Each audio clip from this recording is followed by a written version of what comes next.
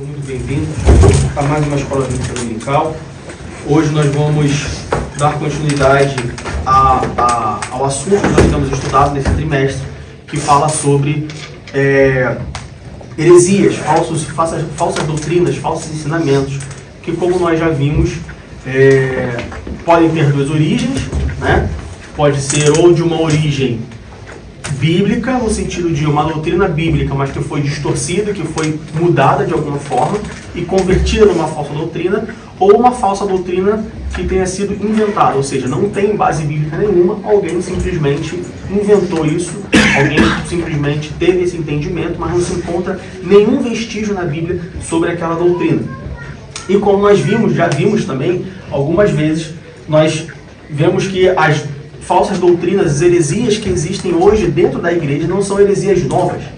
Na verdade, elas são heresias antigas, e aí quando a gente vai estudar a origem dessas falsas doutrinas, dessas heresias, a gente vê que elas tiveram origem lá em 200, 300, 400 depois de Cristo, ou seja, mais de 1000 anos atrás, só que apenas elas são representadas ou reintroduzidas com uma roupagem diferente, com um nome diferente, de um jeito diferente, né? São apenas... É a mesma coisa, só que apresentada de uma forma diferente. E aí muitas pessoas acham que é uma coisa nova, acham que é uma coisa, né, que surgiu agora, mas não. A Igreja de Cristo já vem lutando contra isso há bastante tempo. E hoje nós vamos ver sobre as falsas doutrinas que negam ou distorcem sobre a natureza de Jesus Cristo. Quando nós olhamos na Bíblia, nós entendemos que Jesus ele veio ao mundo, ele encarnou.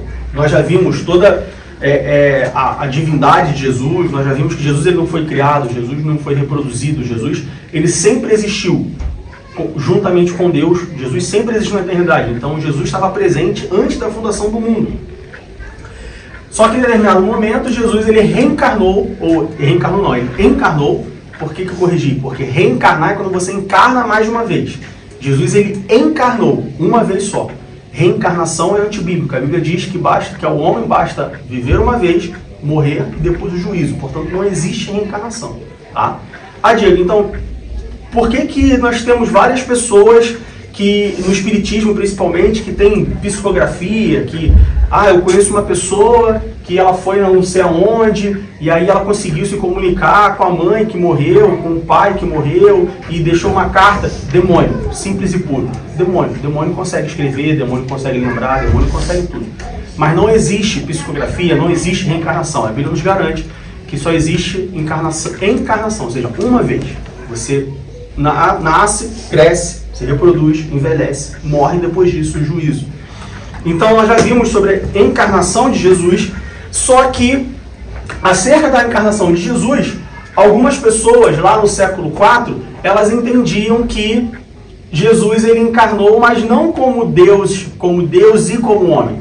Então eles colocavam em dúvida a natureza de Jesus Cristo. A Bíblia nos diz que Jesus encarnou, ele teve na sua encarnação tanto a natureza divina quanto a natureza humana, mas nós temos algumas doutrinas, nós temos algumas falsas doutrinas que entendem ou que afirmam que não, que Jesus ele não teve essa dupla natureza, vamos assim dizer, tá bom? Então esse é o nosso objetivo de hoje. O nosso texto base nós temos dois textos base. O primeiro se encontra no livro de Romanos, capítulo 1, e o segundo se encontra em Filipenses, capítulo 2. Então, primeiro abra sua Bíblia em Romanos, capítulo 1. E nós vamos ler do verso 1 ao verso 4.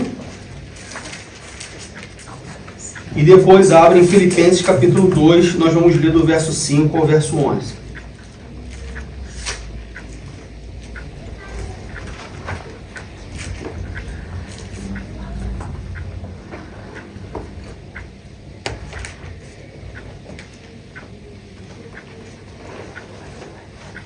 Então, primeiro, Romanos capítulo 1, do verso 1 ao verso 4, que diz assim: Paulo, servo de Jesus Cristo, chamado para apóstolo, separado para o Evangelho de Deus, o qual antes havia prometido pelos seus profetas nas Santas Escrituras, acerca de seu filho que nasceu da descendência de Davi segundo a carne, declarado Filho de Deus em poder, segundo o Espírito de santificação pela ressurreição dos mortos, Jesus Cristo, nosso Senhor.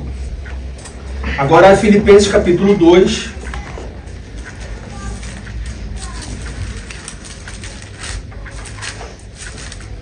Filipenses capítulo 2, do verso 5 ao verso 11.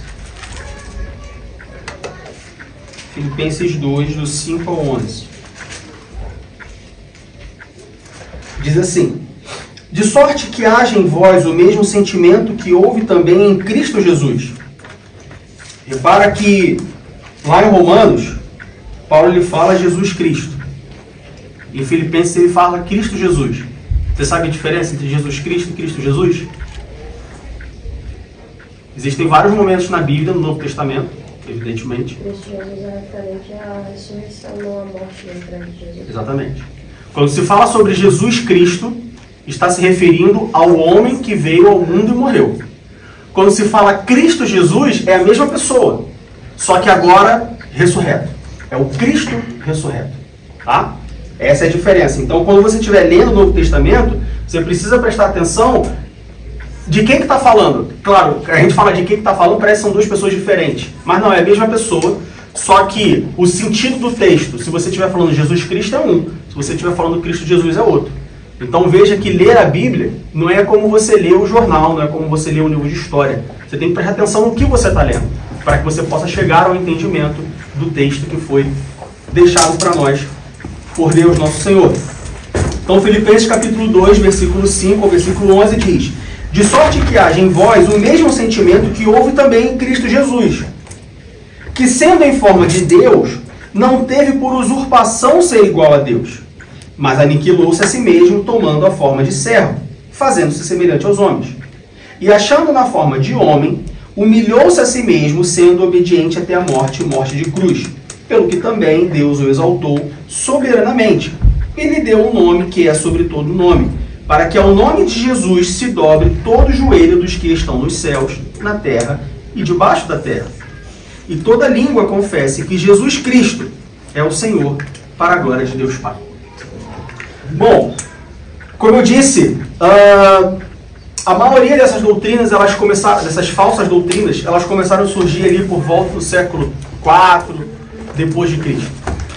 No início da igreja, então, Jesus vem ao mundo, 33 anos, ele morre, 3 dias depois ele ressuscita, passa 40 dias, depois ele ascende aos céus, e aí dá-se início à igreja de Cristo.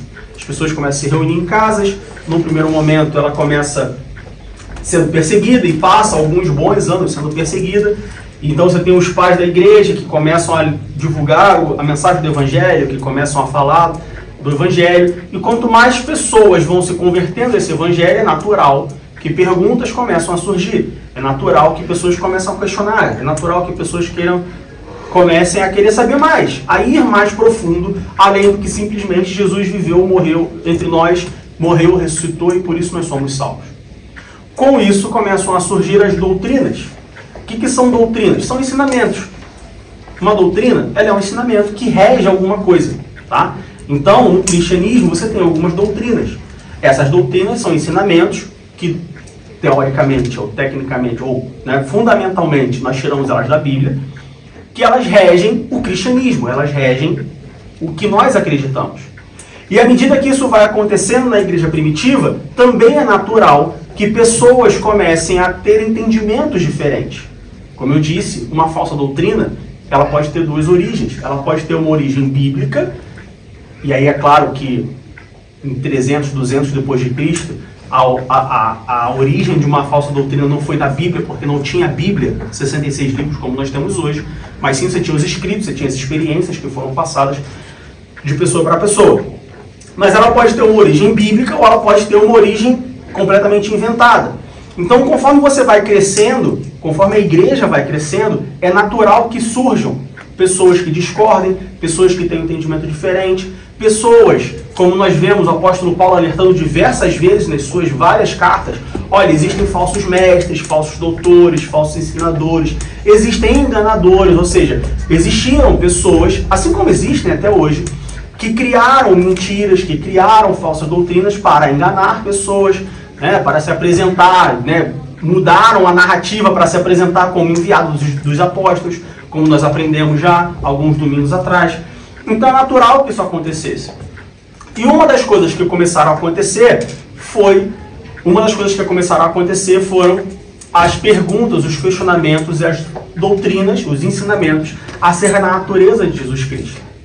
A palavra de Deus, como eu disse, nos diz que Jesus, e nós acabamos de ler tanto em Romanos quanto em Filipenses, a palavra de Deus nos diz que Jesus ele veio ao mundo como homem, ele encarnou como homem assim como nós, não todos nós, porque alguns são mulheres, mas os homens, né?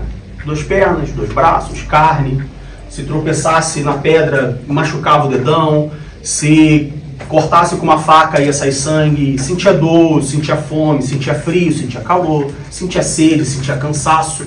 Nós vemos nas narrativas dos 4 evangelhos, nós vemos diversas situações em que Jesus ele demonstra, ou ele deixa bem claro, ou fica bem claro para nós, que Jesus era um ser humano como qualquer outro, no aspecto físico, tá? Não como qualquer outro por causa da sua natureza, justamente a natureza divina. Mas no âmbito físico, no aspecto físico, Jesus era tão homem quanto qualquer um de nós. Nós já falamos sobre isso alguns domingos atrás. Jesus tinha desejos, Jesus tinha sentimentos, era um homem comum como qualquer outro, tá? Do ponto de vista físico, humano. Só que a Bíblia também nos mostra, assim como o apóstolo Paulo nos escreveu na sua carta aos Filipenses, de que Jesus também tinha uma natureza divina. Ou seja, assim como Jesus era um homem como qualquer um de nós, Jesus também era Deus, assim como Deus Pai. Jesus também era Deus, assim como ele era homem. Jesus ele era 100% homem e 100% Deus. E é nesse momento que muitas pessoas ficam, mas como assim? Como pode alguém ser homem e alguém ser Deus ao mesmo tempo? E aí você vai me chamar de repetitivo, mas uma coisa que eu sempre falo, que eu sempre uso nas minhas aulas é: nós aprendemos por comparação. Por que você sabe que essa parede é branca? Porque um dia alguém te apresentou uma parede azul e falou: isso aqui é branco, isso aqui é azul. E aí hoje você pode comparar essa cor e falar: isso é branco, isso é azul, aquele é amarelo, isso é vermelho. Quando nós falamos sobre alguém que ao mesmo tempo é homem e ao mesmo tempo é Deus, fica difícil a sua compreensão. Por quê? Você conhece alguém que é 100% homem e 100% Deus? Não. A bem da verdade, fisicamente falando, você não conhece nem alguém que é 100% Deus. Você não vai lá e fala: vai naquela pessoa lá, aquela pessoa lá é divina, ela é 100% Deus. Você consegue ir lá e ver como é que é uma pessoa 100% divina? Não. Você conhece a Deus no sentido que você tem um relacionamento com Deus, mas tudo isso é espiritual, tudo isso para o mundo é até mesmo subjetivo. Diz que conhece Deus, tá, mas que conhece Deus? Eu vou orar, vou falar com Deus. Vou falar com Deus, mas Deus fala com você de volta? Deus fala comigo, tá, mas como é que é a voz de Deus? Não, nem sempre Deus fala com a voz audível. Então, para o mundo é até mesmo subjetivo. Então, como nós não conhecemos alguém 100% homem e 100% Deus, é difícil nós compreendermos como uma pessoa pode ser 100% homem e como uma pessoa pode ser ao mesmo tempo 100% Deus. No entanto, a Bíblia nos diz que Jesus Cristo, pode entrar, ele era 100% homem e 100% Deus. Bom, quando a gente passa lá em 325, no Concílio de Nicéia, onde os pais da igreja se reúnem e eles concordam numa doutrina, eles concordam sobre quais livros foram os livros inspirados. Como eu disse, a igreja começou a crescer, é natural que quando você começa a ter um crescimento, você precise, de certa forma, regulamentar algumas coisas. E isso não é uma coisa da igreja, isso é uma coisa do mundo, tá? Você pega, por exemplo, eu sou da área de tecnologia, como alguns sabem, você pega, por exemplo, empresas de tecnologia. Então nós temos aqui 2, 4, 6, 8, 10, 11 pessoas. Aí a gente fala assim: pessoal, 11 pessoas, vamos montar uma empresa de tecnologia, vamos criar alguma coisa aí disruptivo, vamos mudar o mundo. Vamos lá, 11 pessoas, pá. Então a gente tem esse espaço aqui, bota uma mesa aí, as mesas, os computadores, a gente senta e começa a mudar o mundo. À medida que a empresa vai crescendo, é natural que você precise regulamentar algumas coisas. Com 11 pessoas, você lida de uma forma. Com 100 pessoas, você já precisa começar a ter uma outra estrutura. Não cabem 100 pessoas nesse lugar, por exemplo. Com 200 pessoas, já muda. Quando você tem 1000 pessoas dentro de uma empresa, é natural que as empresas fiquem muito mais regulamentadas, porque agora você tem 1000 pessoas para tomar conta. A igreja é a mesma coisa. Quando você tinha a igreja composta por 70 pessoas, lá em Atos dos Apóstolos, 70 pessoas reunidas numa casa, é fácil de você gerenciar essas pessoas, de todas as pessoas terem o mesmo entendimento sobre a palavra, porque a maioria das pessoas ali viveram com Jesus Cristo, tiveram o dia a dia com Jesus Cristo, então é natural que as coisas fossem muito mais simples.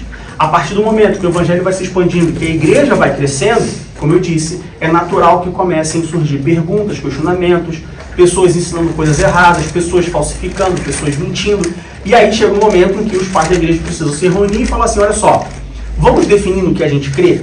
Porque tem muita gente falando várias coisas.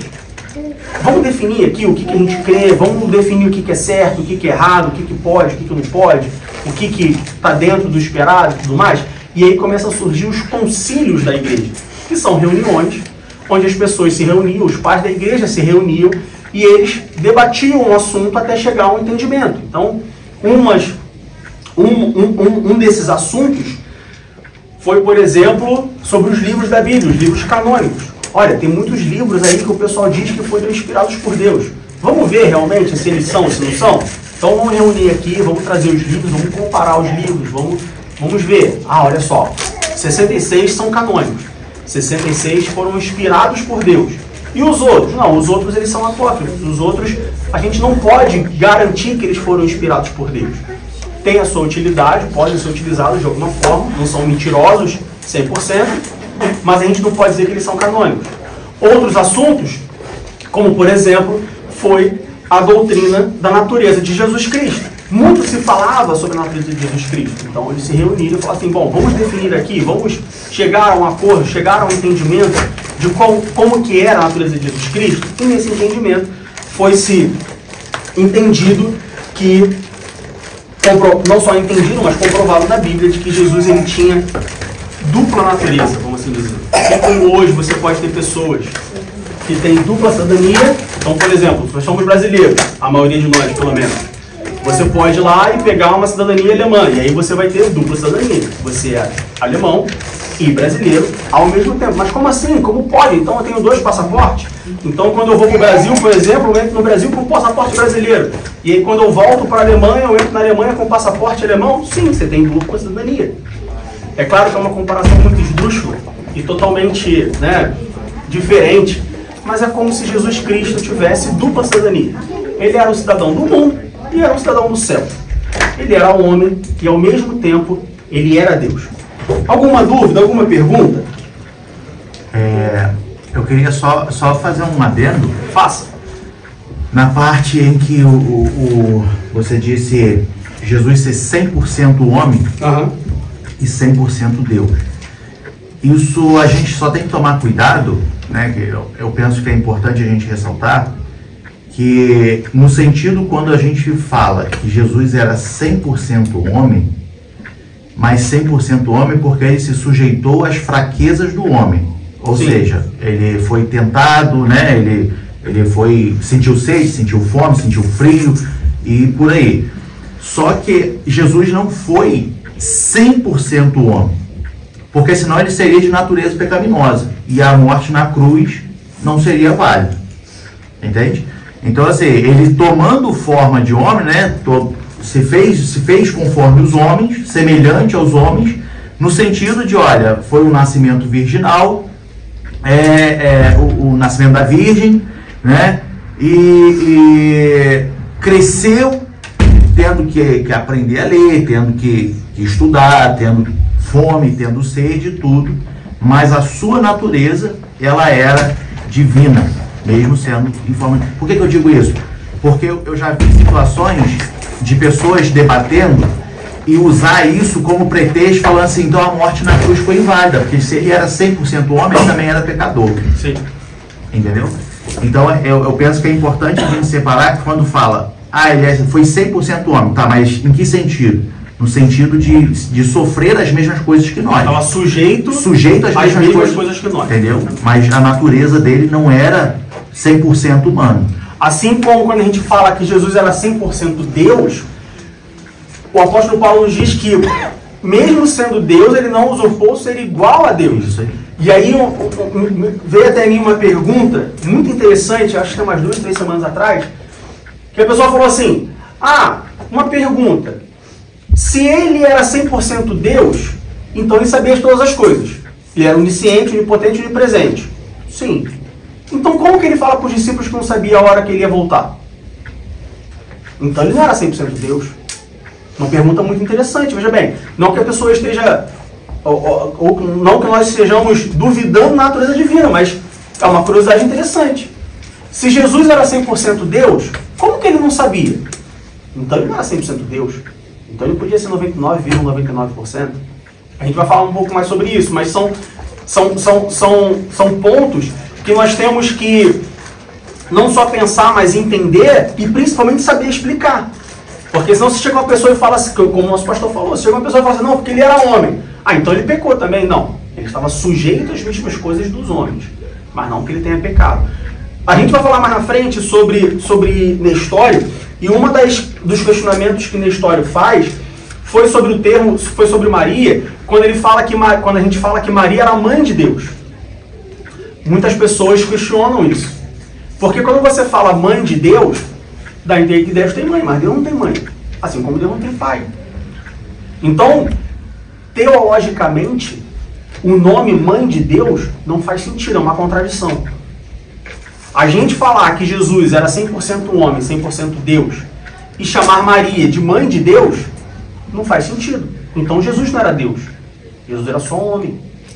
Maria foi mãe de Jesus. Mãe de Deus. É claro que 2000 anos depois, tanto o termo mãe de Deus perde força, né?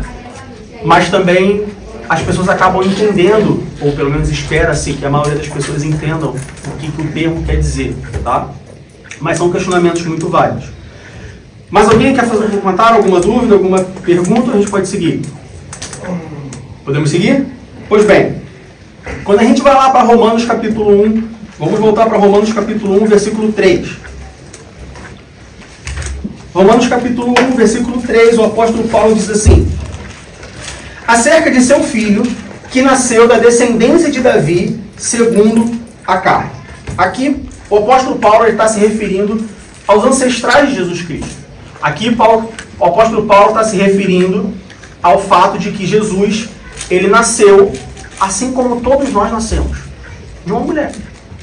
Obviamente, naquela época, bom, a Bíblia não diz, mas a gente pode afirmar com 99,99% de certeza, Jesus nasceu de parto normal, assim como muitos de nós. Parto normal. Normal. Assim como todos nós nascemos, tá? Jesus nasceu dessa mesma forma. Então aqui Paulo está destacando sobre a ascendência de Jesus. Paulo está destacando sobre a linhagem de Jesus, que é uma coisa importante. A gente aprende, a gente lê mais, a gente observa mais esse destaque sobre a descendência de Jesus no Evangelho de Mateus. Como os irmãos sabem, Mateus, Marcos, Lucas e João foram escritos com propósitos diferentes, para um público diferente. Mateus foi escrito para os judeus. Então é natural que a preocupação de Mateus seja de mostrar que Jesus era um judeu, que Jesus veio de linhagem judaica, que Jesus tinha os costumes judeus, que Jesus era um judeu. Então quando a gente vai lá para Mateus, a gente vai ver que Jesus, ele tem uma natureza, ele tem uma descendência judaica. Jesus teve uma família, ele veio da linhagem de Davi. Quando a gente pega a genealogia de Jesus, a gente consegue linkar de Jesus, de Davi, até Jesus. Ah, Diego, mas Jesus não foi filho de José, mas ele foi filho de Maria. E Maria também era da linhagem de Davi. Tanto Maria quanto José, ambos eram da linhagem de Davi. Então a gente consegue juntar de Jesus até Davi. Então a gente vê que Jesus, ele teve uma descendência. Jesus, ele, não uma descendência porque ele não teve filho, mas Jesus teve uma ascendência. Jesus tem, na genealogia de Jesus, nós vemos a ascendência de Jesus. O que é um dos fatores que nos mostra que Jesus era homem como todos nós, sujeito às mesmas paixões, sujeito às mesmas tentações, sujeito aos mesmos desejos, sofria as mesmas coisas que nós sofremos. Como eu disse, Jesus suou, Jesus se cansou, Jesus teve fome, sentiu frio, calor, sede. Ah, mas onde diz, na Bíblia não diz que Jesus sentiu frio, mas diz que Jesus sentiu fome, que Jesus sentiu sede, que Jesus se cansou. Nós podemos sim afirmar que Jesus sentiu frio também, sentiu calor também. Aquela região era uma região que a gente estuda geografia bíblica vai ver que aquela região de dia é muito quente, de noite, dependendo de onde você estiver, é muito frio. Então, é natural nós entendermos isso. Alguém tem alguma dúvida da natureza humana de Jesus Cristo? Não? Tá. Vamos lá abrir em Mateus capítulo 1, versículo 20. Mateus capítulo 1, versículo 20. Diego, sem dúvidas de que Jesus, ele era homem. Natureza humana de Jesus. Mas aí, da onde que vem a natureza divina de Jesus? Vamos abrir lá em Mateus capítulo 1, versículo 20.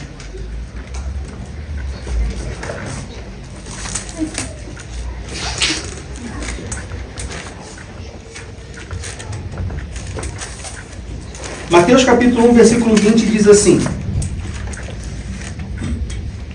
E, projetando ele isso, eis que um sonho lhe apareceu um anjo do Senhor, dizendo: José, filho de Davi, não temas receber a Maria, uma mulher, porque o que nela está gerado é do Espírito Santo.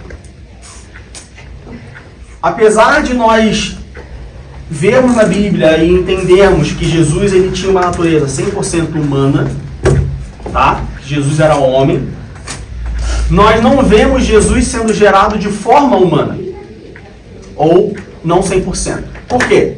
Porque quando a gente estuda biologia, quando a gente estuda ciência, a gente vai ver que a geração de um ser humano acontece como? Você tem um espermatozoide que fecunda num óvulo, e aí você tem uma fecundação, e a partir daí você tem a geração da vida, certo? E aí esse embrião se desenvolve num feto, que desenvolve uma criança, 9 meses depois essa criança nasce. Quando a gente olha para a geração de Jesus Cristo, e aí geração agora eu não estou falando, né, da geração da descendência dele, mas sim de como ele foi gerado, Jesus Cristo não foi gerado de forma humana, embora, como homem, após a geração, o embrião se desenvolveu de forma humana. O que eu quero dizer com isso? Apesar de não ter havido uma fecundação espermatozoide-óvulo, como acontece normalmente, tá? Porque a Bíblia nos diz que Maria era virgem quando concebeu Jesus Cristo, tá bom? Ah, Diego, mas eu não acredito nisso.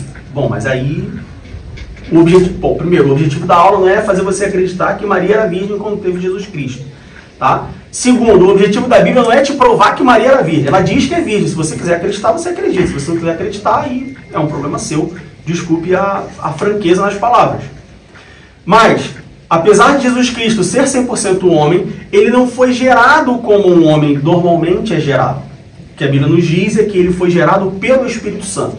Ah, Diego, mas como que pode você ter uma geração pelo Espírito Santo? Então quer dizer que o Espírito Santo é espermatozoide? Eu imagino que não. Mas como que isso pode acontecer? É um milagre. Ah, mas não dá para crer. Mas a Bíblia tem coisas que a Bíblia explica. Tem coisas que a Bíblia nos prova. Tem coisas que a Bíblia só diz. Assim como os dinossauros. A Bíblia não fala sobre os dinossauros. Mas nós encontramos os fósseis. Então o dinossauro viveu, morreu quando? No dilúvio? Antes do dilúvio? Olha, a Bíblia não está preocupada com isso. A Bíblia não se preocupa em dizer cientificamente, tecnicamente, como que Jesus foi gerado. Só diz que ele foi gerado pelo Espírito Santo. Agora, como que isso aconteceu? Não cabe a mim entender. E cuidado com as possíveis ou existentes explicações sobre como isso aconteceu. Tem gente que acha, por exemplo, que o Espírito Santo encarnou e teve uma relação sexual com Maria. Tem gente que levanta essa hipótese. Cuidado com isso.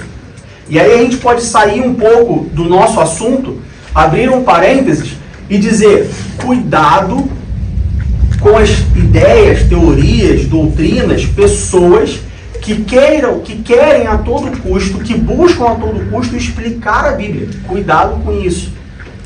Tem muito crente velho de igreja, cascudo de igreja já, que está na igreja há muito tempo, que se perde porque se deixa ser levado.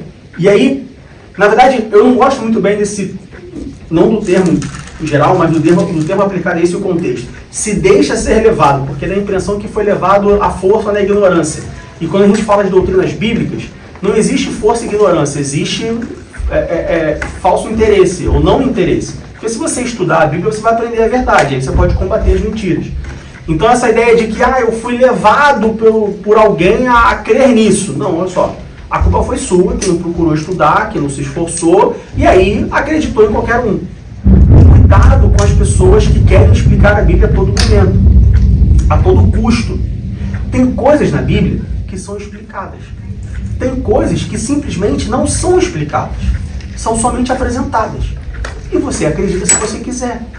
Mas por que isso? Porque o compromisso de Deus com a sua palavra não é de explicar todas as coisas, mas sim de apresentar um caminho para que nós possamos voltar a ter comunhão com Ele. Esse é o objetivo da Bíblia. O compromisso da Bíblia não é de falar a história da humanidade, o compromisso da Bíblia não é de mostrar, de provar por A mais B que Deus nos ama. Não, olha só, o compromisso da Bíblia é de mostrar o caminho da salvação. Qualquer coisa que saia disso, pode ser que a Bíblia explique, e pode ser que a Bíblia não explique. Quando a gente fala da geração de Jesus Cristo, a Bíblia não dá muitos detalhes. Ou ela dá detalhes suficientes, olha só, foi gerado do Espírito Santo. E isso, por si só, deveria bastar, mas existem pessoas que elas querem a todo custo encontrar explicações e acabam dizendo coisas que a Bíblia não diz. Cuidado com isso. Não só sobre o nascimento de Jesus Cristo, mas de maneira geral. Cuidado com isso, meus irmãos. Cuidado com isso. Por isso a importância de se estudar a palavra de Deus. Por isso a importância de ter comunhão com Deus. Por isso a importância de frequentar uma escola dominical, um curso de doutrina, de fazer um seminário bíblico. Por isso a importância de nos aprofundarmos na palavra de Deus. Tudo bem? Bom, então, Mateus capítulo 1, versículo 20, nós vemos que, em um sonho apareceu um anjo do Senhor, um anjo enviado por Deus, falando para José: José, olha só, não temas, porque o que está gerado nela não é que Maria te traiu, não, foi gerado pelo Espírito Santo. Então, de alguma maneira, miraculosamente, é um milagre, evidentemente, claro que a vida é um milagre, pelo menos nós cremos que a vida é um milagre, do jeito natural da concepção, tá? Um jeito extraordinário, mais milagre ainda, se é que a gente pode classificar os milagres. Miraculosamente, Maria ficou grávida do Espírito Santo. A partir daí, todo o processo de desenvolvimento do embrião, do feto, é fluxo normal, vida que segue, assim como qualquer outra pessoa. Então Maria carregou Jesus por 9 meses, Jesus chutou na barriga, A gente tem a passagem que Maria vai visitar Isabel, Isabel também estava grávida, não do Espírito Santo, Isabel estava grávida de Zacarias, não foi do Espírito Santo. Mas aí quando Maria encontra Isabel, e aí João Batista, obrigado. João Batista se mexe na barriga. Então, olha só, Jesus chutou a barriga, provavelmente. Maria teve, não sei se Maria teve um jogo. Assim, o fato é que fluxo normal. Jesus era 100%, tinha 100% natureza humana. Ele estava sujeito 100% às mesmas coisas que nós estamos sujeitos. Então, qual é a diferença, humanamente falando, entre Jesus Cristo e o Diego, Jesus Cristo e o Ítalo, Jesus Cristo e qualquer um de nós? Porque nós cedemos às tentações. A Bíblia diz que Jesus não cedeu às tentações. Nós temos pecado. A Bíblia diz que Jesus Cristo, apesar de estar sujeito ao pecado, ele não teve pecado nenhum. Então Jesus, ele conseguiu, durante 33 anos, viver sem pecado. Ah, mas ele conseguiu porque ele era Deus. Não, ele era homem. Ele venceu todas as tentações que ele enfrentou. Sabe aquele momento em que você está sujeito que você sofre uma tentação, que você não quer fazer algo, mas você acaba fazendo, Ou você quer fazer algo e você acaba não fazendo, como o apóstolo Paulo diz. Nesse momento em que nós cedemos à tentação, Jesus não cedeu, Jesus venceu. Como que ele conseguiu isso? Com certeza o Espírito Santo teve grande parte, se não toda, do aspecto humano falando. Porque a Bíblia nos diz que Jesus não venceu as tentações como Deus.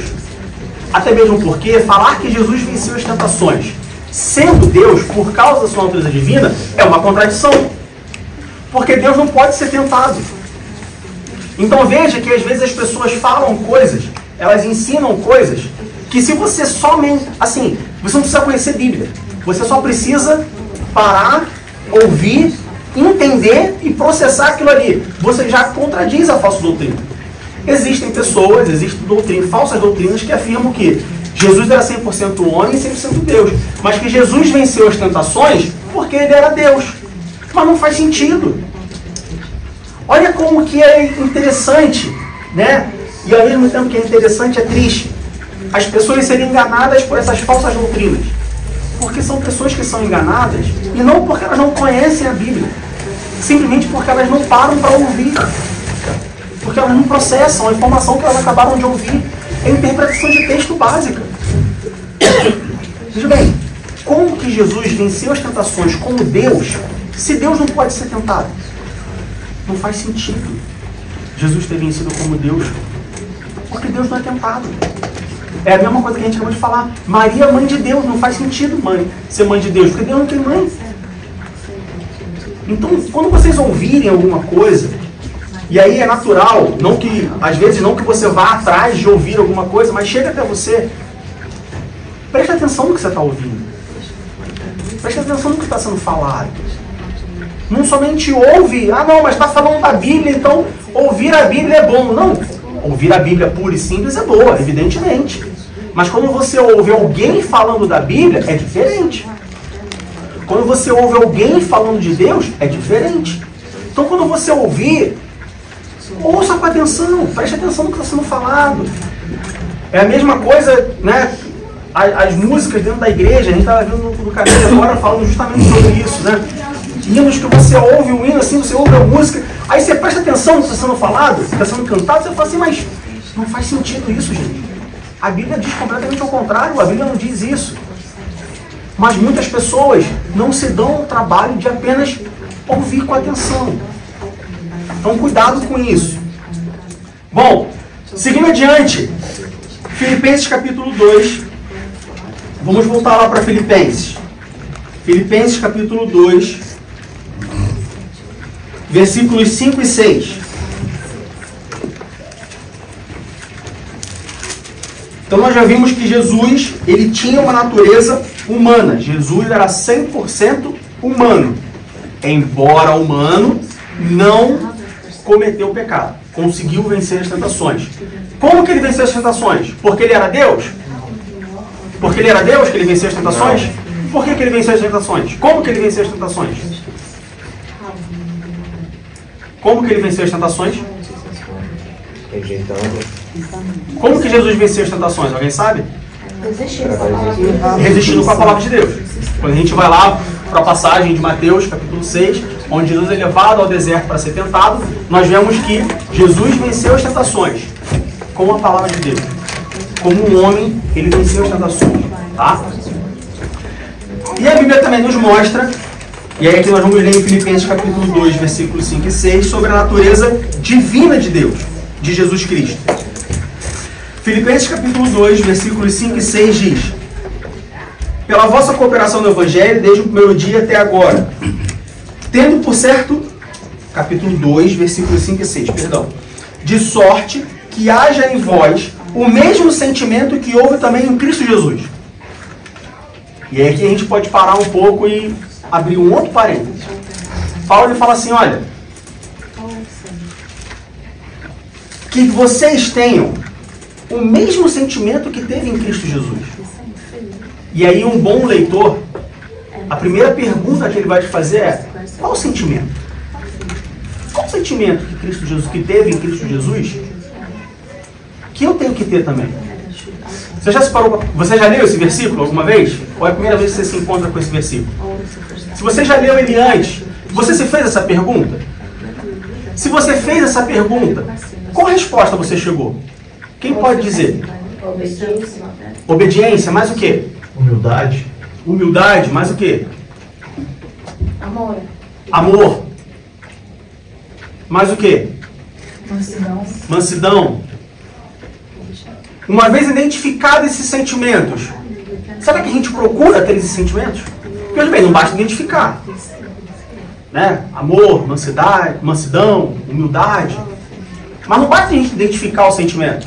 Porque Paulo ele não diz assim, de sorte que haja em você, que identifiquem em vocês o mesmo sentimento. Ele fala que haja em vocês. Certo? Haja vem do verbo haver, existir. Então o que Paulo está falando assim, de sorte, quem dera, bom seria que existisse em vocês o mesmo sentimento. E aí, além de perguntar qual era esse sentimento, nós já perguntamos, já identificamos, né, os sentimentos, ou a gente pode dizer que, de maneira geral, todos esses sentimentos se reúnem num sentimento só. A segunda coisa que a gente tem que se perguntar é, esse sentimento, ele passa por mim ou ele existe em mim? Tem uma diferença. O sentimento da mansidão, por exemplo, ele pode passar por mim. Tem horas que eu ajo com mansidão. O sentimento passa por mim. Tudo bem que algumas pessoas o sentimento passa mais devagar, e outros o sentimento passa mais rápido. Né? Tem gente que consegue ser manso mais tempo, tem gente que consegue ser manso só rápido. O amor, a humildade. Será que esse sentimento só passa pela minha vida? Passa correndo pela minha vida. Eu vejo esse sentimento uma vez ou outra. Paulo não fala do sentimento passar pela nossa vida. Paulo fala de sorte que haja em vós. De novo, haja é uma conjugação do verbo haver. Haver tem um significado de existir, estar presente. Ou seja, que haja em vós o mesmo sentimento, Paulo está falando que esteja em vocês o mesmo sentimento. Que toda vez que alguém olhar para você, veja esse sentimento. Que toda vez que você agir de alguma forma, em algum momento, em algum lugar, esteja presente o mesmo sentimento que houve em Cristo Jesus. É uma pergunta que nos faz pensar. Se nós estamos não só identificando o sentimento, mas se nós estamos buscando o sentimento e se nós estamos conseguindo manter o sentimento. Veja bem, de novo, Paulo não fala o sentimento passar. Paulo fala o sentimento existir, estar. De ser natural, né, gente? De ser natural. Ser natural. Nós temos irmãs aqui que são muito boas na cozinha. Elas são boas na cozinha, segunda, terça, quarta, quinta, sexta, sábado, domingo.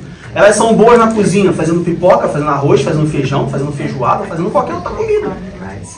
Por quê? Porque há nelas o dom de cozinhar. Porque há. Não é uma coisa que só acontece às quartas-feiras à noite. Não. Há o dom. Há o sentimento. Há a característica. Paulo está falando de sorte que haja em vós o mesmo sentimento que houve em Cristo Jesus. Versículo 6. Que sentimento é esse? Que sendo em forma de Deus, não teve por usurpação ser igual a Deus. Então aqui a gente vê duas verdades. Primeiro, Jesus era Deus. Porque Paulo diz que sendo em forma de Deus, e aí aqui forma de Deus, Paulo não está falando forma no sentido físico. Não é que, porque Jesus veio em forma de Deus. Então quer dizer que, né, Deus tem dois braços, duas pernas, uma cabeça, dois olhos, uma boca, um nariz. Não. Isso na teologia, nós entendemos, nós aprendemos que quando a Bíblia relata essas características humanas de Deus, é um recurso que a Bíblia usa para nos aproximar de Deus, para criar uma identificação entre o homem e Deus. Então não significa que Deus tem duas pernas. Diego, mas então Deus tem quantas pernas? Não sei. Deus não precisa andar. Mas então Deus tem quantos olhos se ele não tem dois olhos? Não sei. Ele não precisa de olho. Ele está acima de todas as coisas. Tá? Então, cuidado com isso também. Então Paulo diz que sendo em forma de Deus, e esse forma de Deus não é que Jesus tinha a mesma forma, o mesmo formato, o mesmo corpo de Deus. Esse forma de Deus quer dizer sobre a sua natureza, sobre a sua essência, quem ele era. Então a gente poderia simplesmente trocar aqui dizendo que sendo ou tendo a natureza divina, não teve por usurpação ser igual a Deus. Olha que interessante. Ele tinha uma coisa, mas mesmo tendo essa natureza divina, e aí o primeiro ponto é que Paulo nos comprova que Jesus ele era 100% homem e 100% Deus, Mas ao mesmo tempo que Jesus era 100% homem, mas nem por isso significa que ele pecou como homem, mas sim que ele estava sujeito às mesmas tentações de um homem, ele era 100% Deus, mas por ele ainda sendo 100% Deus, ainda tendo a forma de Deus, ainda tendo uma natureza divina, ele não teve por usurpação, ele não teve por anseio, ele não teve o desejo de ser igual a Deus. Olha que coisa interessante. Veja que, ao mesmo tempo em que Jesus era 100% homem, mas, apesar de estar sujeito às tentações humanas, não caiu na tentação, não teve pecado, ele era 100% Deus, mas mesmo sendo 100% Deus, mesmo tendo a forma de Deus, mesmo tendo a natureza divina, ele não teve por usurpação ser igual a Deus. E é interessante como que a Bíblia é rica, como que a Bíblia é viva, e como que a Bíblia nos ensina várias coisas num trecho bem pequeno. Vamos abrir um outro parênteses. Jesus Cristo, 100% homem, 100% Deus, não teve por usurpação ser igual a Deus. Aí você dá aleluia, glória a Deus, amém, e a igreja inteira se alegra. Como que hoje tem pessoas que são 100% homens, que tendo natureza humana, cometem pecados, porque a Bíblia diz que tirando Jesus Cristo, todos cometeram pecado, e a Bíblia não é mentirosa. Então, independente de quem você seja, independente de quem nós sejamos, todos nós cometemos pecado. Somos 100% homens. Não somos 100% Deus, não temos a forma de Deus, e ainda assim queremos ser igual a Deus. Olha que coisa interessante. Como pode isso acontecer? Olha quão cego nós, quando eu digo nós, não necessariamente nós que estamos aqui, nós, seres humanos. Olha quão cego a igreja, e não a igreja de Cristo, mas a igreja dos homens. Olha quão cego nós estamos. Jesus Cristo era 100% homem, sem pecado, 100% Deus, mas ainda assim não teve por usurpação ser igual a Deus. Ele foi humilde, ele foi sábio, ele foi amoroso e ele entendeu qual era o seu posicionamento. Ele entendeu que ele estava ali não para manifestar o seu poder divino, não para se apresentar como Deus, mas para ser levado, preso, morto como um homem, sem pecado. E aí a gente olha esse exemplo e a gente olha para o lado, olha para o outro, e é muito fácil a gente falar olha para o lado, olha para o outro, mas a gente olha para si mesmo e vê que às vezes eu tento ser igual a Deus. Eu não tenho a natureza divina, eu tenho a natureza humana toda destruída, toda pecaminosa, e ainda assim tento ser igual a Deus. Interessante isso, né? Interessante, perigoso, triste. É triste. Você vê homens e mulheres, e aí de novo, é muito fácil a gente falar, homens e mulheres, porque você olha para o lado, né? Segue a linha, né, de Adão, que quando Deus chega para Adão, em vez de Adão, por que você comeu a fruta? Em vez de Adão falar, não, comi mesmo, errei, me castigue, fala, não, a culpa é da mulher que tu me deu. Aí ela, por que você comeu a fruta? Não, comi, achei bonita, porque quando a gente olha lá no texto bíblico, diz que Eva achou interessante, Eva achou bonita, Eva, né, foi agradável aos seus olhos. Então ao invés de Eva falar assim, não, Deus, olha só, me perdoa, me desculpa, mas eu achei agradável, fiquei curiosa e comi. Ela fala o quê? Foi a serpente que me deu. Aí, quando a gente lê uma coisa dessa, a gente faz uma reflexão como a gente está fazendo agora, a gente fala assim, é verdade, eu conheço um que é 100% homem, mas que quer ser igual a Deus. Olha para o lado, não, olha para si mesmo. Porque muitas das vezes nós também queremos ser 100% Deus. Embora a gente não seja, a gente quer ser igual a Deus. Então deixa de olhar para o lado, olha para si mesmo. Se cada um olhasse para si mesmo, pode ter certeza que muitas coisas seriam diferentes. Na passagem da ceia, o apóstolo Paulo fala o quê? Examine-se a si mesmo. Porque quando nós somos julgados, nós não somos julgados por Deus. Quando eu me examino e reconheço o meu erro, a gente não é julgado por Deus. No sentido não que Deus não julgue, mas a gente não fica sujeito ao julgamento divino. É muito melhor a gente se autoexamar e reconhecer o nosso erro, pedir perdão e consertar e seguir em frente, do que eu simplesmente viver, quando chegar no último dia lá, que, né, no grande dia, Deus olhar para mim e falar assim, olha, Tu só fez coisa errada, meu filho. Nem meu filho você é. Então pense nisso. No versículo 6, Filipenses capítulo 2. Sendo em forma de Deus, não teve por usurpação ser igual a Deus, mas aniquilou-se a si mesmo. Como assim Jesus aniquilou-se a si mesmo? Sim. Apesar dele ser Deus, apesar dele ter uma natureza divina, ele aniquilou, e aí é interessante a gente entender o que significa esse aniquilou. Porque muitas pessoas afirmam ou entendem que Jesus ele rejeitou a sua natureza divina. Isso está errado.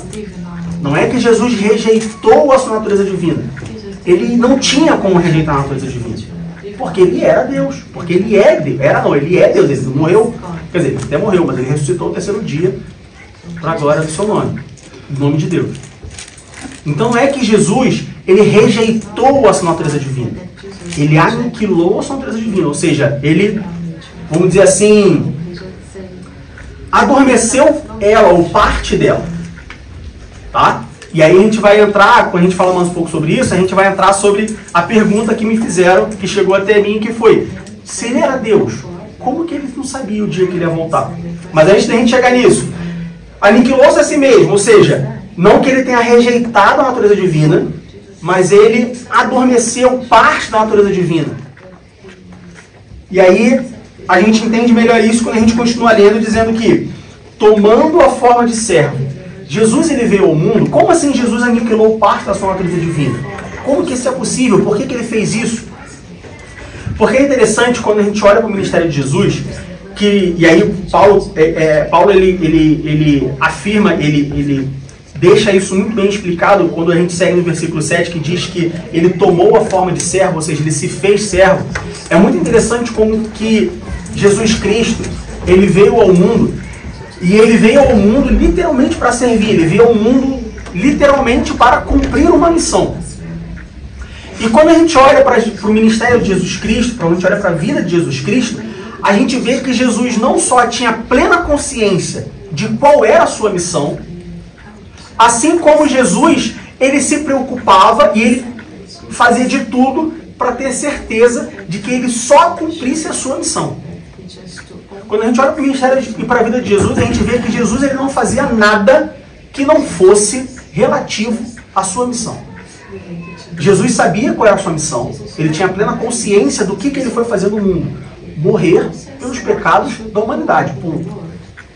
E ele não só sabia qual era a sua missão, mas ele fazia tudo que era necessário e referente à sua missão. De maneira bem esdrúxula, a gente pode dizer que se beber água não fosse relacionado, não estivesse relacionado com a sua missão de morrer pela humanidade, Jesus passaria 33 anos sem beber água.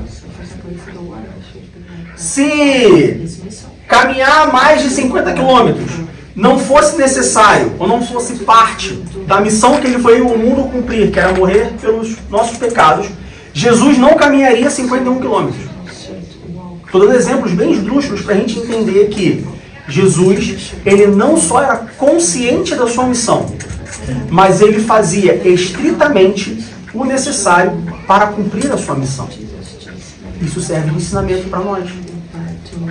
Porque Jesus era consciente da sua missão, ele aniquilou a sua natureza divina. Não que ele tenha rejeitado, mas ele, de alguma forma, ele conseguiu pegar. Vamos imaginar que, né, você tem um recipiente com a natureza divina. E aí Jesus ele recebeu esse recipiente. Ele recebeu lá um balde com a natureza divina. E Jesus ele foi capaz de pegar desse balde da natureza divina, apesar de ele ter a natureza divina toda, 100%, cheia até a boca, ele pegou somente o que ele precisava para cumprir a sua missão. Olha que coisa interessante. Ele tinha 100%. Mas ele conseguiu pegar somente o que era necessário. E aí a gente responde a pergunta do como que Jesus não sabia o dia que ele ia voltar se ele era Deus. Porque não interessava para a missão dele saber o dia que ele ia voltar. Não interessava. Então ele não queria saber. Ele queria saber o que ele tinha que fazer. Agora, quando que ele ia voltar, ele tinha que saber que ele ia voltar. E isso ele fez questão de deixar claro. Olha, eu vou, mas eu volto. Assim como ele fez questão de deixar claro, olha, eu vou morrer, mas eu vou ressuscitar. Agora, quando que ele ia voltar, não interessava para a missão dele. Então ele não queria saber. Ele não se preocupava em saber. Vamos voltar para nós? Primeira pergunta. Você tem consciência da sua missão? Porque para você cumprir uma missão, você precisa saber qual é a missão, certo? Vamos pensar no ponto de vista militar. Você tem uma guerra. Aí o general vai pegar um destacamento, vai pegar um grupo de pessoas e mandar para cumprir uma missão. Todas as pessoas precisam estar conscientes da missão. É por isso que existe o briefing da missão. Bota todo mundo numa sala, numa tenda, em algum lugar. Olha, a missão que nós temos é essa. Esse é o objetivo primário, esse é o objetivo secundário, esse é o objetivo terciário. Temos que fazer isso, aquilo, outro. A melhor forma de fazer assim, isso precisa ser feito, papapá, papapá, papapá. Todo mundo entendeu qual é a missão? Sim. Agora vamos sair para a missão. Você sabe qual é a sua missão? Como cristão, você tem consciência da sua missão? Ou você só acha, eu acho que a minha missão é essa. Achar não basta. Jesus ele não achava que a sua missão era vir ao mundo. Jesus sabia, tinha plena consciência que a sua missão era vir ao mundo, morrer crucificado pelos pecados da humanidade. Nós não podemos ser cristãos achando qual é a nossa missão. Nós temos que saber qual é a nossa missão. Porque se eu somente achar qual é a minha missão, eu posso cumprir a missão errada. Ou eu posso não cumprir a missão.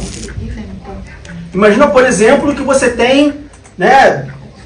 Você tem vários filmes de espionagem e se você se interessa pelo assunto, não vai ser nenhuma novidade, mas você tem um fulano de tal, e aí a missão é pegar o fulano de tal.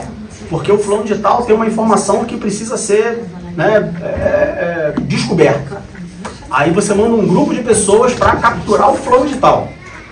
Se um soldado acha que sabe a missão, ele pode capturar o soldado vivo, mas ele pode capturar o soldado morto. Ou o fulano de tal morto. Aí adianta ele pegar o fulano de tal morto? Não adianta, porque o cara está morto. Como que vai conseguir saber o que ele sabe? A missão era capturar o fulano de tal vivo. Mas aí o soldado estava, né, displicente, estava distraído, e ele entendeu que ele tinha que pegar o fulano, vivo ou morto, não interessa. Cumpriu a missão? Não. Porque ele não sabia exatamente qual era a missão. Ele teve só uma ideia de qual era a missão. Como cristãos, nós precisamos estar conscientes, 100%, qual é a nossa missão. Como obreiros na casa de Deus, como servos do Senhor, nós precisamos estar conscientes de qual é a nossa missão. Sabe por quê? Como servos na obra de Deus, vai existir pessoas que a missão é pastorear como nosso pastor. Agora imagina se o nosso pastor não entende 100% a missão dele e ao invés de pastorear, ele decide fazer outra coisa, cantar. Não que ele não saiba cantar, canta muito melhor do que eu. Mas imagina que ele decide. Vamos usar um exemplo. Vamos supor que minha missão na igreja, na obra de Deus, é ensinar a escola dominical. Mas aí eu acho também que a minha missão pode ser cantar. E aí se eu começar a cantar, a igreja vai esvaziar. Porque ninguém vai conseguir ouvir eu cantar.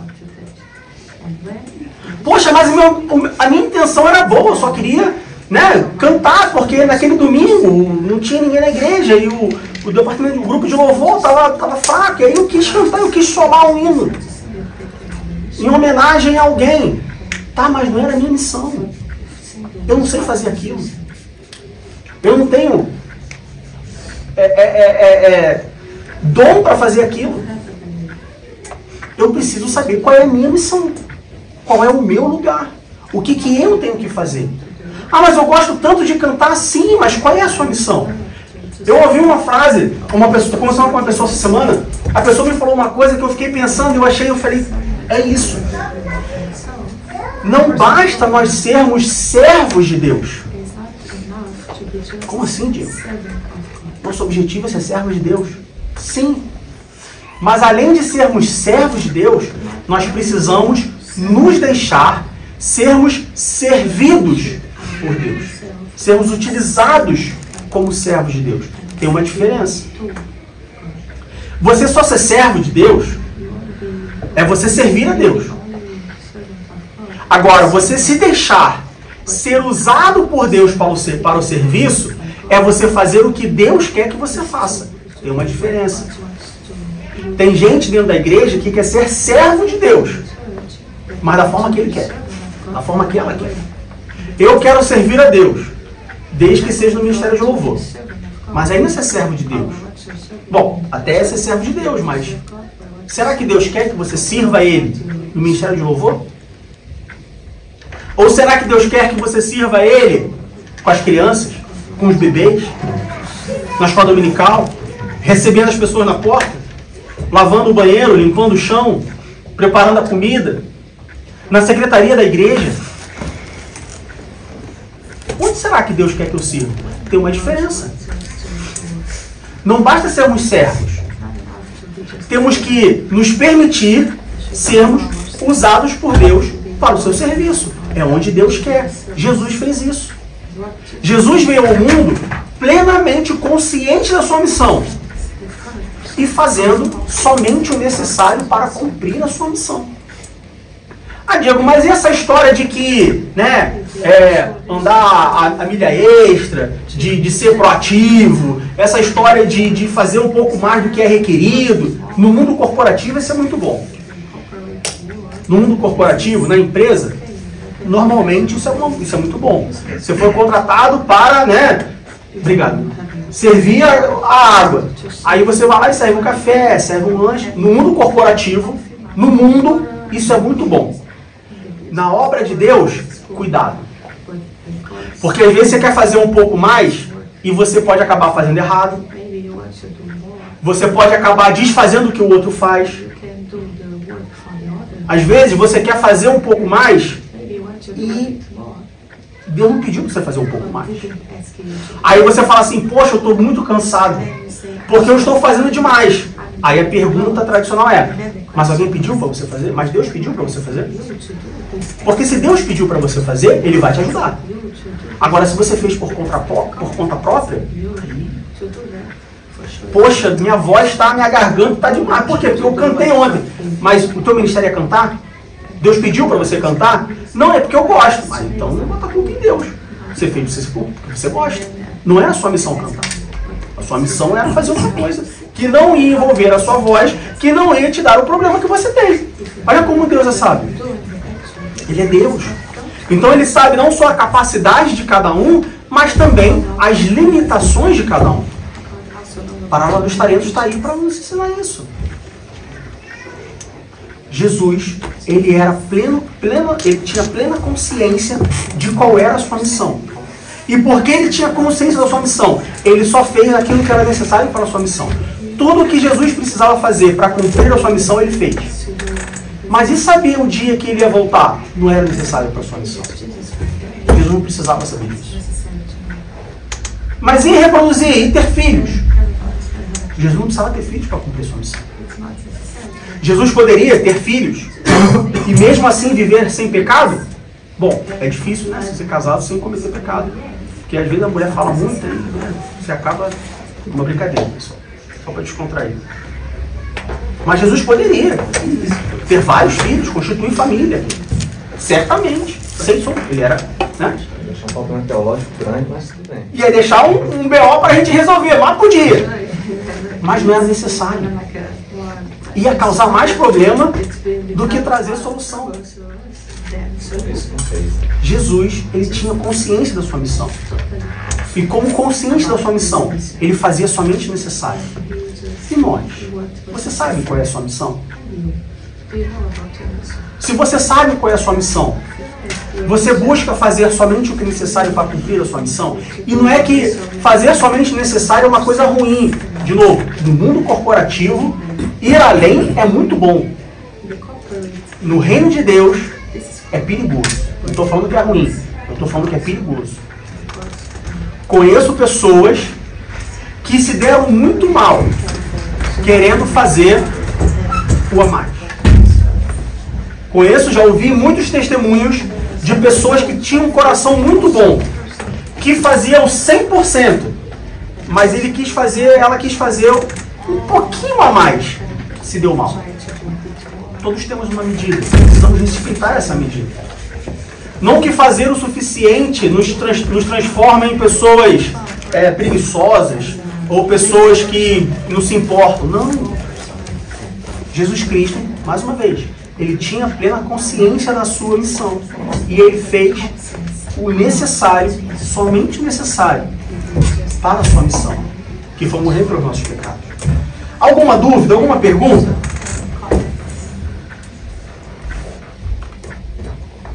Sim, não? Alguém quer fazer algum comentário? Não? Ninguém? Então tá. Bom, sobre essas heresias que existiam no início, ou que sempre existiram, mas que foram introduzidas lá no início da igreja. Como eu disse, nós temos dois ensinamentos, duas heresias sobre a dupla natureza de Jesus Cristo. A primeira é o nestorianismo, que veio de Nestório, como eu disse há tempo atrás. Ele foi um bispo em Constantinopla, lá em 400 e alguma coisa, 420, e ele levantou algumas questões sobre a divindade de Jesus Cristo e a humanidade de Jesus Cristo, que foi definida no Concílio de Nicéia. Como eu disse, a partir do momento que a igreja começa a crescer e começam a surgir questionamentos, perguntas, e falsas doutrinas, a igreja então se reúne em concílios, e nesses concílios era se debatido, era se discutido, e chegado à conclusão de, ok, o que nós vamos crer agora? O que nós vamos seguir agora? Em um desses concílios foi definido sobre a natureza de Jesus Cristo, que ele era 100% homem, 100% Deus.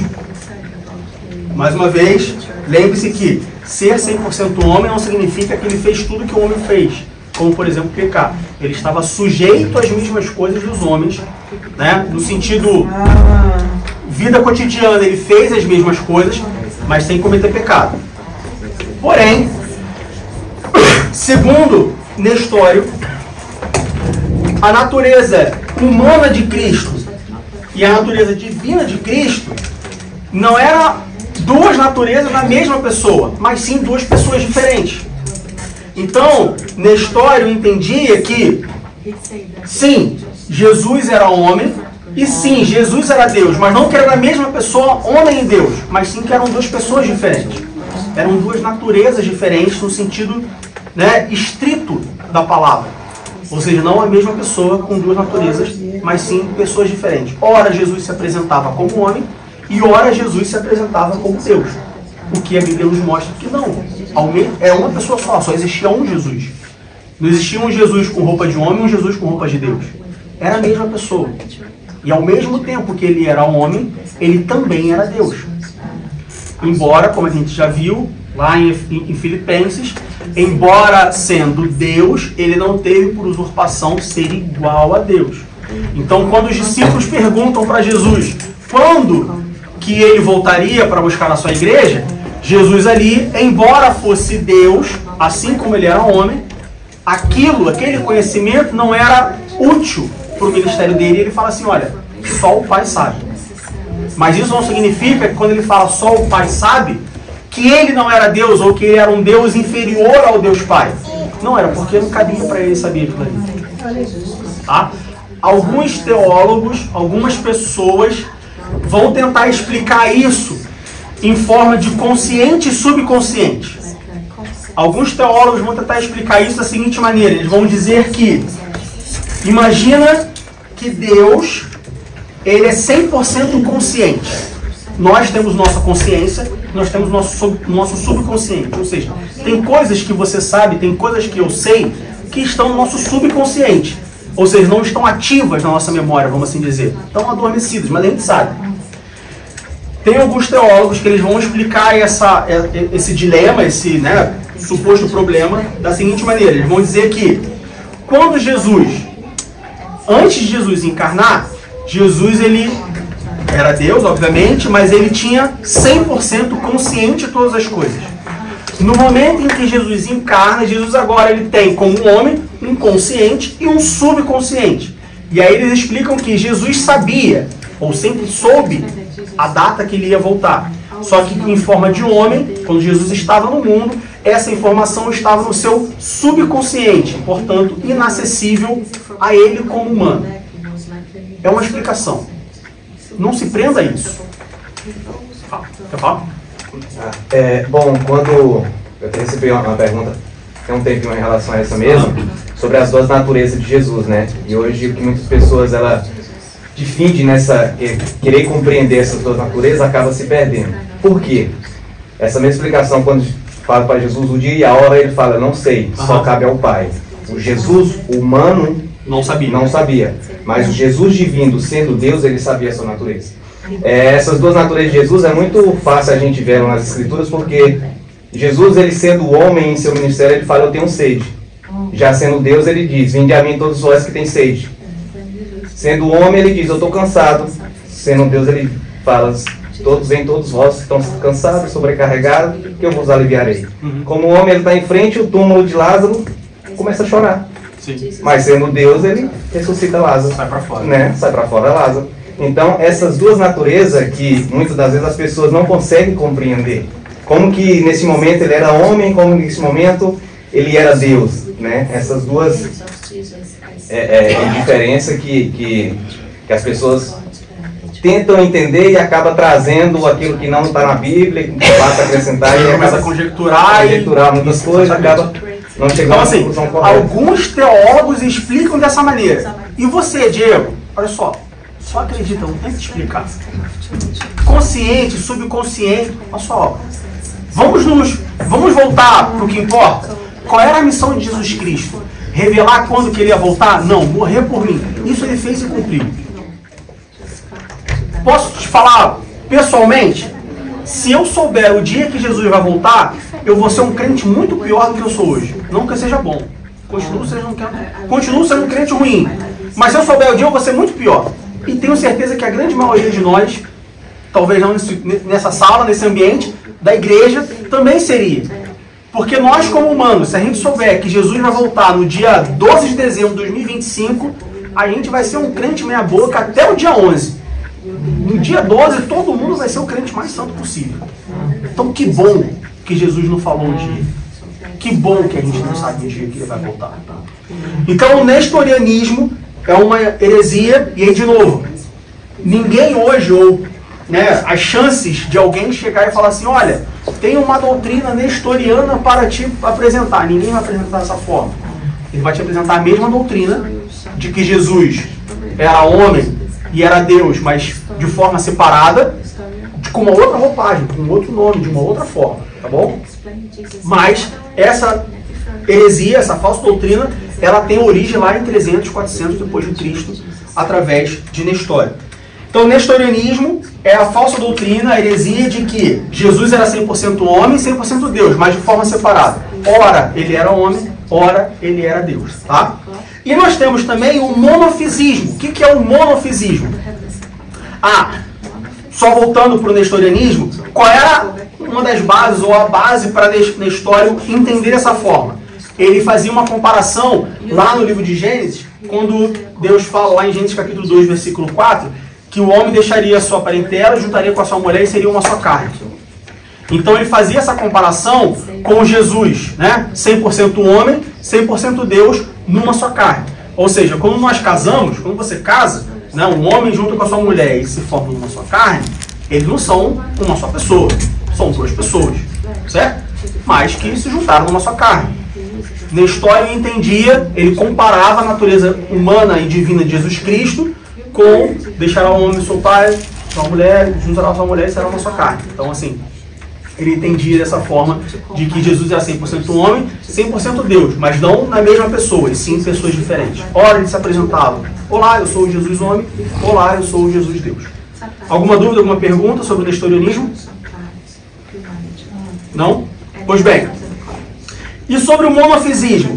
O monofisismo era uma doutrina, ou é uma falsa doutrina, uma heresia, que ele até entende, que também entende a natureza divina e humana de Jesus Cristo. No entanto, é como se essas duas naturezas elas fossem fundidas. Por exemplo, se você pegar uma tinta amarela e uma tinta azul, é azul e amarela, não é? E aí você juntar as duas e misturar, ela vai virar uma outra tinta verde. Ali dentro continua tendo a tinta amarela e continua tendo a tinta azul, mas agora elas estão misturadas. Você não consegue mais distinguir. Você criou uma terceira natureza na junção de divina e humana. O monofisismo ele seguia por essa linha de que as duas naturezas de Cristo elas foram fundidas, não unidas, mas sim misturadas, fundidas, híbridas. Um outro exemplo que a gente pode usar, talvez não para todo mundo, mas para os mais aficionados, nós temos hoje carros a combustão e carros elétricos. E nós temos os carros híbridos, que são carros misturados. Jesus não era híbrido. Ele era elétrico e combustão no mesmo carro. Ah, mas então é híbrido. Não, a gente conhece como híbrido, mas era diferente.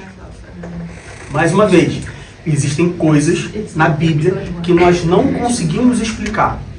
Existem coisas na Bíblia que nós não conseguimos entender. Por quê? Porque nós somos burros? Não, porque nós somos limitados. E por que nós somos limitados se nós fomos criados por Deus? Por causa do pecado. Eu sempre falo, o pecado não influenciou somente na mulher ter dor de parto e do homem trabalhar para comer. O pecado afetou toda a criação divina, inclusive nós. Inclusive o nosso intelecto, inclusive o nosso raciocínio, inclusive a nossa capacidade cognitiva. Então tem coisas que nós não conseguimos entender por causa do pecado. Um dia talvez nós vamos entender. Quando você chegar lá no céu, você entra na filinha e fala assim, Deus, quero entender como que Jesus, ou pergunta para Jesus direto.